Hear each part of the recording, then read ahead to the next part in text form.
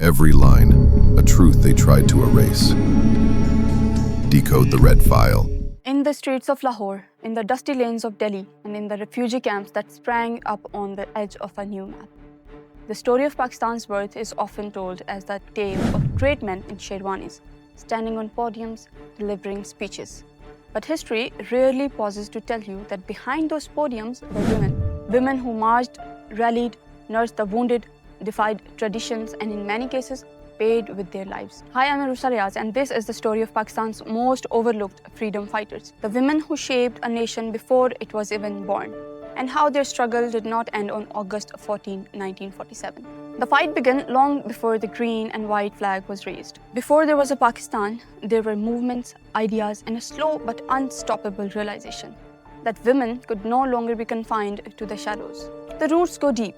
In the late 1800s, Muslim reformers like Sir Syed Ahmad Khan began quietly pushing for girls' education, believing knowledge could break the chains. At the same time, Christian missionary schools in Karachi and Rawalpindi opened doors that had never existed before, teaching girls the same curriculum as boys. It was here, in these classrooms, the seeds were planted. Seeds of confidence, literacy, and political awareness. By the early 20th century, the walls of Parda were cracking. And in 1919, the Filafit movement lit a fire. When men were jailed, women like Bi Amman, mother of famous Ali brothers, stepped onto the public platforms, veiled yet fearless. She addressed rallies, raised funds, and urged women to sell their jewelry for the cause. It was the first time Muslim women took center stage in politics. Fast forward to mid-1940s, the Pakistan movement was at full speed. In Lahore, 1946 and 1947 saw something unprecedented. Mass protests of burqa-clad women against the ruling Hizar government. It was so powerful that the British governor reportedly said, "Pakistan is made," just from seeing those crowds. The faces of this movement became legends. Fatima Jinnah, the mother of the nation, was not just Muhammad Ali Jinnah's sister.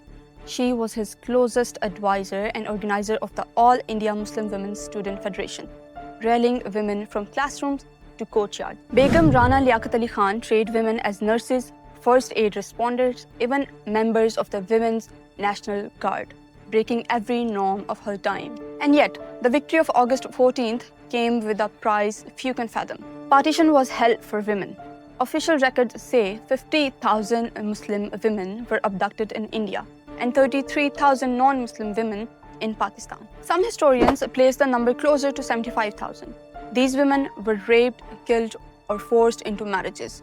Their bodies turned into battlegrounds for national honor. Even the Abducted Persons Act of 1949 meant to recover them, stripped many of their right to choose where or with whom they lived. Still, women did not retreat into silence. In 1949, Fatima Jinnah and Begum Rana founded the All Pakistan Women's Association, building schools, clinics, and vocational centers. Women entered politics with pioneers like Begum Shaista Seherwardi Ikramullah and Begum Jahan Ara Shahnawaz sitting in the first Constituent Assembly. Laws began to change.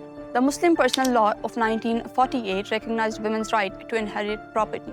The Muslim Family Laws Ordinance of 1961 regulated polygamy and gave grandchildren inheritance rights. In the 1970s, Zulfikar Ali Bhutto's government opened all civil services to women and wrote gender equality into the 1973 Constitution. Then came General Ziaul Haq's dictatorship, a storm that rolled back rights under the name of Islamization. The Hudud ordinances criminalized adultery and fornication, making it nearly impossible for rape victims to get justice. Women were flogged in public.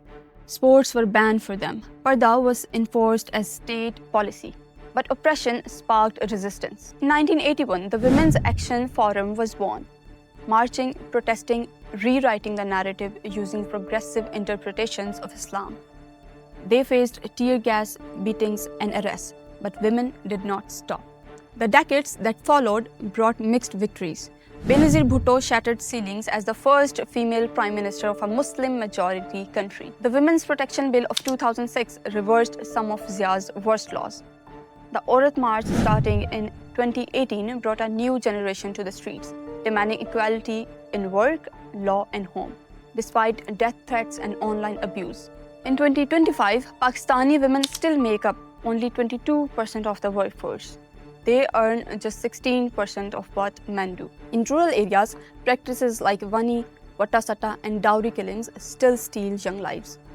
The fight for education, safety and dignity continues on the same land where women once marched for freedom under a foreign flag. So why don't we hear their names on Independence Day?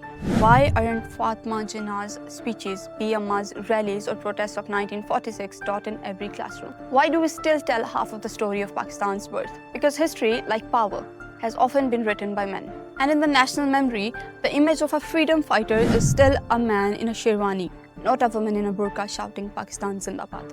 But without these women, the dream of Pakistan would have been poorer, weaker and perhaps never realized at all.